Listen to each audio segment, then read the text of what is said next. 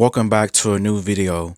Today's video is on Wu-Tang and American Saga, Season 3, Episode 10, entitled Triumph, with the official synopsis being RZA pushes his musicianship to new heights as he creates Wu-Tang Forever, but the recording process strains the clan.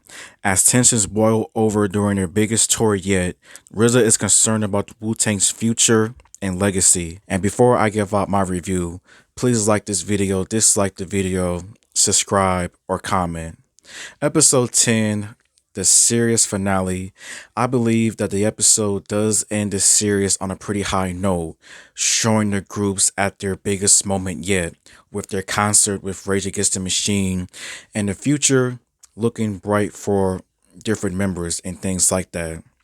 The story in here, the topics that was talked about in here was pretty slim, as it focuses on the group's second album, Wu-Tang Forever, and their tour with Rage Against the Machine, and with both of them having their own set of problems.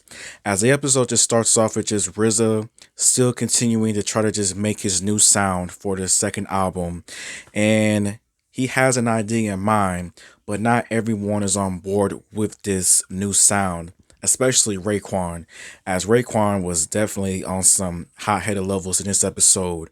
Like, everything that RZA tried to do, he would question it. Didn't matter what it was, something good, something bad, he would always question it. And as well as just other members of the group, because as back in, I think, season 1 or 2, all of them signed a contract for 5 years, and that contract is about to expire real soon. And RZA is figuring things out. He knows that once this contract is up, he is no longer in control of their careers. Everyone else would just be on their own. And he is just trying to do everything that he can to make sure that the album comes out before the contract is over with. But I still felt that performances in the final episode were all pretty good by all of the actors that portrayed the different Wu-Tang members, as they all did good throughout the entire series, I'm not gonna lie. But it gets crazy though with the tension, as the creative differences continues to become bigger, problematic. Like, sooner or later, I thought that somebody was about to become a t-shirt, honestly. Like, you got power fighting over some petty mess. Nobody's trying to do the concert with Rage Against the Machine. Like, it was a whole big mess with this episode with the problems. But despite all of that though, the clan is somehow able to create the music, as their album does get released, becomes #1 in the world, with everybody, every country, everywhere is enjoying the album. They get the deal of a lifetime to perform with Rage Against the Machine.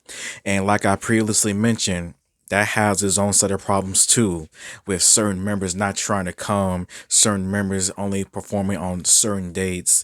It just becomes so much that RZA is now just thinking about his own future as well.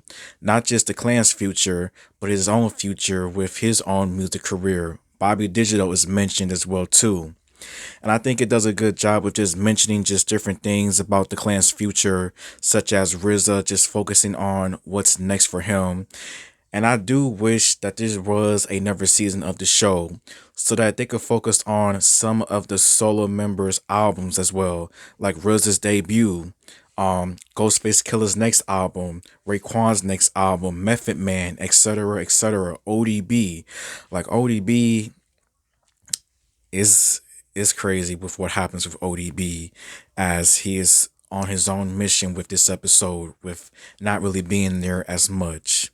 But the clan, despite the ups, downs, the hurdles, and things like that, they are able to perform on stage at the concert, even though the concert promoters were really just getting sick of them with all that happened. But it was something else though. But the episode, however, just basically ends on Thanksgiving Day, with everyone just being there together, just as brothers forever, taking a family group picture And so that is how the series basically ends, with a few flashbacks in between showing what happens after 1997, such as ODB interrupting the concert in 1998, the awards show, and just various times the group performed together after 1997. But yeah, the behind the scenes footage was definitely interesting and kind of sad though at the same time too, but it is what it is. I felt like season 3 of Wu-Tang Clan American Saga was a pretty good season. Like, all of the episodes talked about different things, and when it comes to the standalone episodes, you're either going to like them or you're not really going to like them. I liked them all with how different they were and how they talked about how different members got inspiration for their albums, like ODB with his album, Raekwon, Jizza, you name it. But I thought they were all pretty cool. But I'm definitely going to miss this show. I did wish that some things did happen a little bit more. Like we did see the family a little bit more.